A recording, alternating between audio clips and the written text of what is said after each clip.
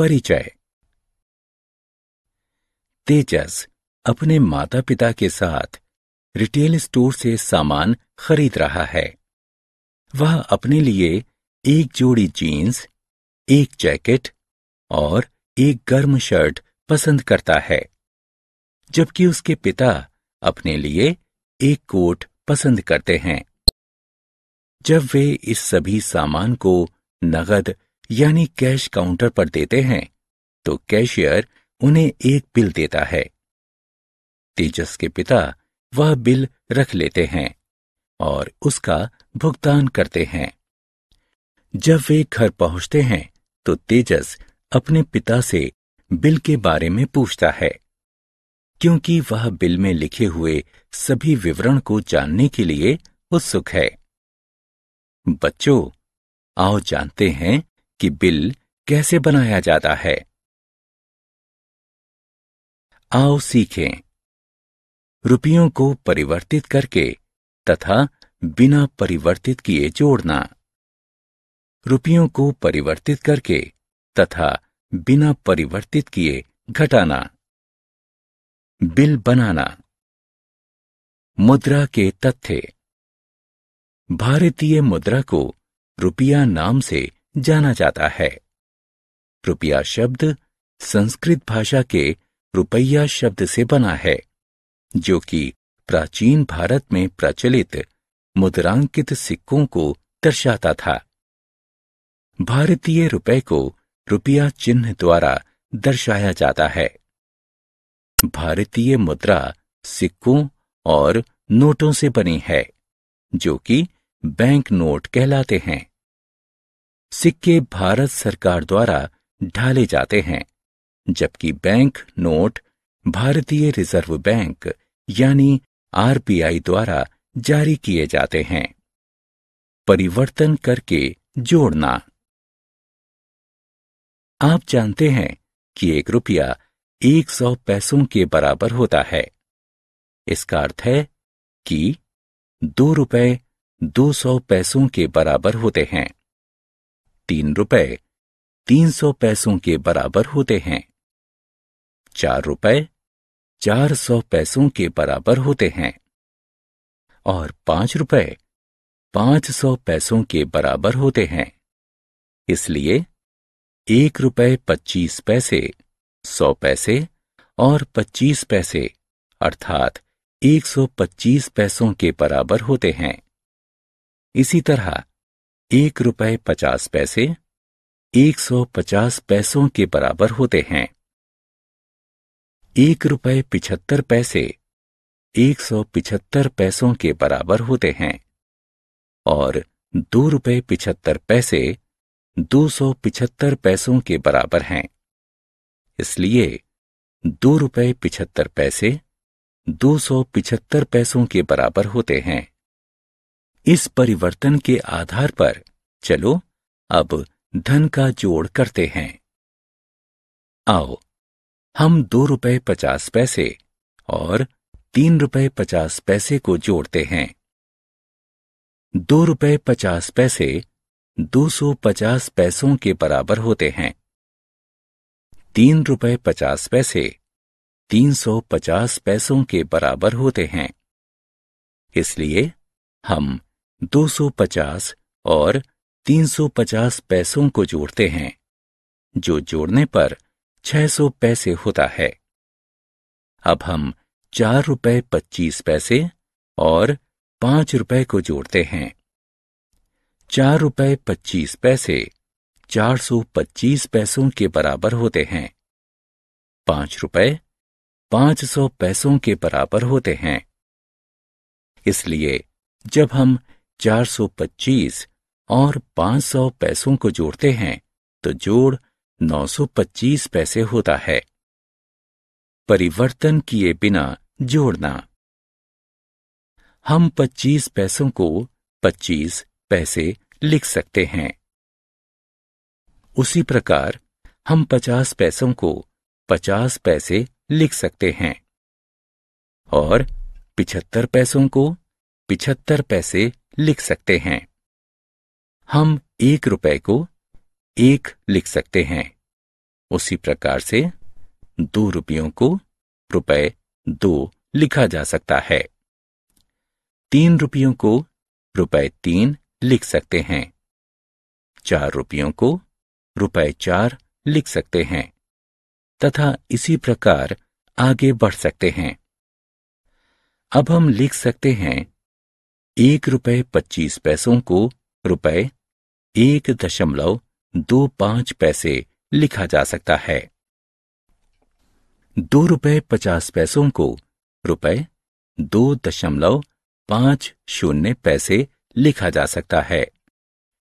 3 रुपए 75 पैसों को रुपए 3.75 पैसे लिखा जा सकता है और 10 रुपए 10 पैसों को रुपए 10.10 पैसे लिख सकते हैं। चलो अब हम धन को परिवर्तित किए बिना जोड़ते हैं। आओ 6 रुपए 25 पैसे और 2 रुपए 50 पैसों को जोड़ते हैं। सबसे पहले 6 रुपए 25 पैसों को रुपए 6.25 पैसे लिखते हैं। इसके ठीक नीचे 2 रुपए 50 पैसों को रुपए 2.50 पैसे के रूप में इस प्रकार से लिखते हैं कि रुपए वाला भाग रुपए वाले कॉलम तथा पैसा वाला भाग पैसे वाले कॉलम के नीचे आए। पहला चरण, पैसे के कॉलम वाली संख्याओं को जोड़ते हैं। 25 जमा 50 बराबर है 75 के। पैसे वाले कॉलम में 75 लिखते हैं। दूसरा चरण, रुपए के कॉलम वाली संख्याओं को जोड़ते हैं। 6 जमा 2 बराबर है 8 के। रुपए वाले कॉलम में 8 लिखते हैं। जोड़ का परिणाम 8 रुपए 75 पैसे है। एक अन्य उदाहरण लेते हैं। 45 रुपए 50 पैसे और 20 रुपए 50 पैसों को जोड़ते हैं। पहला चरण, आओ खेलें। ध्यानपूर्वक प्रश्नों को पढ़ें तथा सही विकल्प को उठाकर उसके संगत स्थान पर रखें। परिवर्तन करके घटाना। रवीना की मां ने उसे जेब खर्च के लिए 9 रुपए 50 पैसे दिए। उसने 5 रुपए 50 पैसे की टॉफियां खरीद लीं। अब जेब खर्च के लिए उसके पास कुल कितने रुपए बचे? 9 रुपए 50 पैसे का अर्थ है 950 पैसे और 5 रुपए 50 पैसे का अर्थ है 550 पैसे। 550 पैसों को 950 पैसों के नीचे लिखते हैं। अब शून्य में से शून्य घटाने पर शून्य ही शेष बचता है। शून्य शून्य वाले कॉलम में शून्य को लिखते हैं। 5 में से 5 को घटाने पर शून्य प्राप्त होता है। 5 5 वाले कॉलम में शून्य को लिखते हैं। 9 में से 5 को घटाने पर 4 प्राप्त होता है। 9 5 वाले कॉलम में 4 को लिखते हैं। इसलिए रवीना के पास कुल 400 पैसे अर्थात 4 रुपए बचे हैं। परिवर्तन किए बिना घटाना। चलो अब हम ये सीखते हैं कि 8 रुपए 75 पैसे में से 5 रुपए 25 पैसों को कैसे घटाते हैं। पहला चरण, यहां ध्यान दें। 8 रुपए 75 पैसे को रुपए 8.75 पैसे लिखा जा सकता है। दूसरा चरण, इसके बाद 5 रुपए 25 पैसे को रुपए 5.25 पैसे के रूप में इस प्रकार से लिखते हैं कि रुपए वाला भाग रुपए वाले कॉलम तथा पैसे वाला भाग पैसे वाले कॉलम के नीचे आए। 75 में से 25 को घटाने पर 50 शेष बचता है। तीसरा चरण, पैसे वाले कॉलम में 50 लिखते हैं। 8 में से 5 को घटाने पर 3 प्राप्त होता है। रुपए वाले कॉलम में 3 लिखते हैं, अतः उत्तर 3 रुपए 50 पैसे होगा। आओ खेलें। प्रश्न को ध्यानपूर्वक पढ़ें तथा सही उत्तर का चयन करें। बिल। आप जानते हैं कि बिल क्या होता है? बिल कागज का एक ऐसा टुकड़ा होता है जिसमें किसी दुकान से आपके द्वारा खरीदे गए सामान का सारा विवरण होता है। इस विवरण के अंतर्गत खरीदे गए सामान का नाम, उसका मूल्य तथा कुल मूल्य दिया होता है। बिल बनाना। आओ अब हम सीखते हैं कि बिल कैसे बनाते हैं। रमीता ने 2 पेंसिलें, 2 टॉफियां, 1 गेंद और 1 किताब खरीदी। रमीता के लिए एक बिल बनाते हैं। पहला चरण, सबसे पहले हम 4 कॉलम बनाते हैं जिसके अंतर्गत वस्तु, प्रति वस्तु मूल्य, रुपए और पैसे लिखते हैं। दूसरा चरण, वस्तु वाले कॉलम के नीचे विभिन्न वस्तुओं के नाम लिखते हैं। तीसरा चरण, प्रति वस्तु मूल्य वाले कॉलम के नीचे पेंसिल, टॉफी, गेंद और किताब के सामने 2 रुपए, 1 रुपए 25 पैसे, 5 रुपए और 10 रुपए लिखते हैं।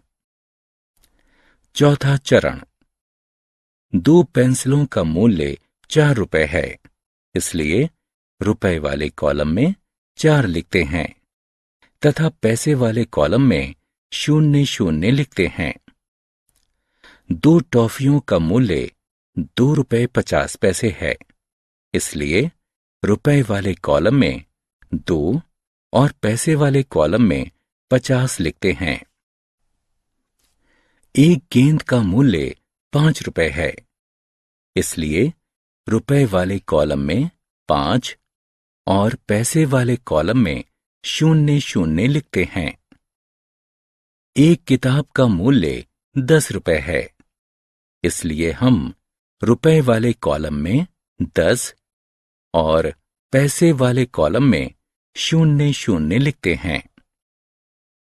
पांचवां चरण, पैसे वाले कॉलम में संख्याओं को जोड़ते हैं। 00 जमा 50 जमा 00 जमा 00 को जोड़ते हैं। इनका योग 50 पैसे आता है। अब रुपए वाले कॉलम में संख्याओं को जोड़ते हैं। 4 जमा 2 जमा 5 जमा 10 जोड़ने पर कुल योग 21 रुपए प्राप्त होता है। छठवां चरण, अब नई पंक्ति बनाते हैं। प्रति वस्तु मूल्य वाले कॉलम के नीचे इस पंक्ति में कुल योग लिखते हैं। रुपए वाले कॉलम में 21 रुपए लिखते हैं। हमने क्या चर्चा की? रुपयों को परिवर्तित करके तथा बिना परिवर्तित किए जोड़ना, रुपयों को परिवर्तित करके तथा बिना परिवर्तित किए घटाना और बिल बनाना।